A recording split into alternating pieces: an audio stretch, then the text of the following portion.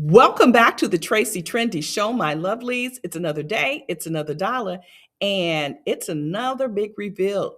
My loves, shout out to starcasm.net. They got more details on the Zaria Jones arrest, more details on what happened on that fateful day.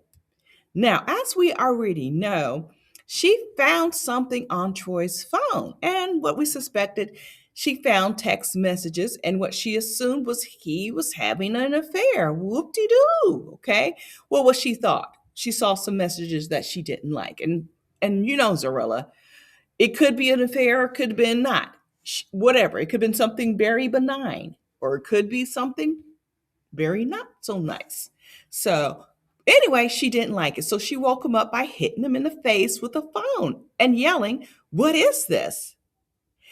And according to the notes, when the officer got there, he heard Troy tell his brother in law, that's Zaria's brother, that Zeruiah had hit him in the head. And he uses the word Dale, hit him in the head during a verbal altercation. But no injuries were observed on Troy person. And Troy refused medical treatment.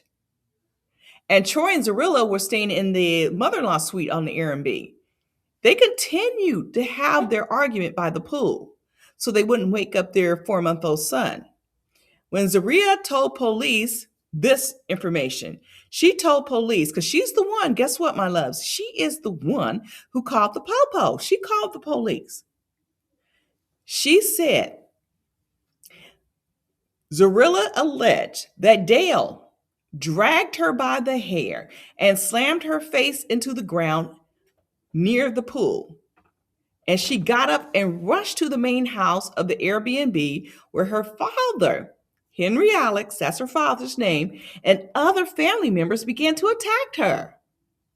And she broke away from her families and she called 911 and then waited for law enforcement to arrive on the scene. So, yes, it was Zarilla who called 911.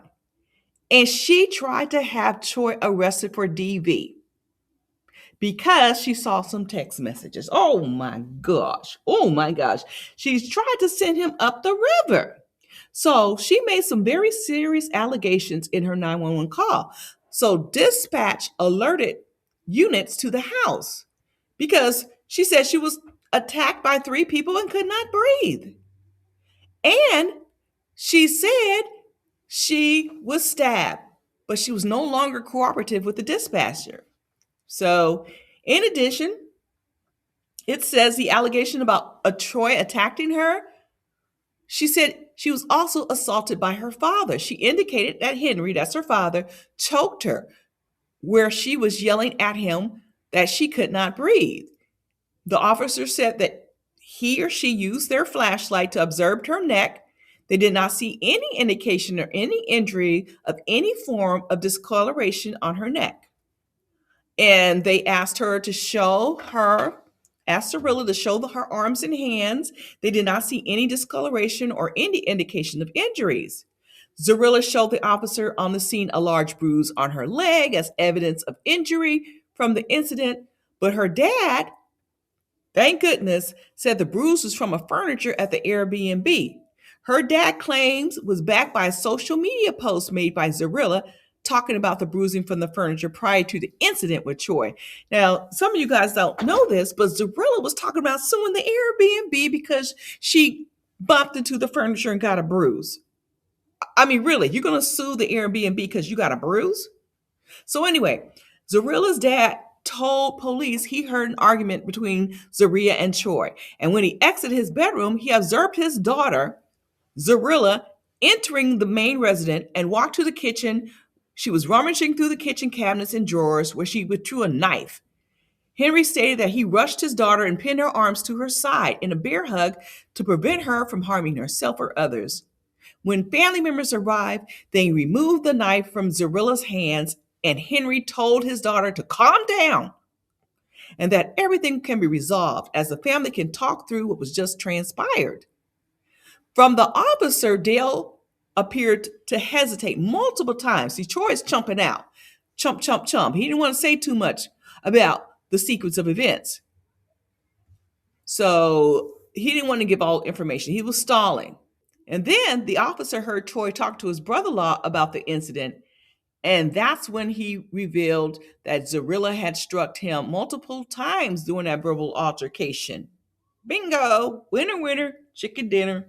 Zaria was off to the pokey and charged with a felony count of aggravated assault with a deadly weapon without intent to unlive and a misdemeanor account of battery. I'm thinking she might have wanted to unlive him. I'm thinking so. She wanted to send Troy up the river. And why does he want to save her? He must not know all the points.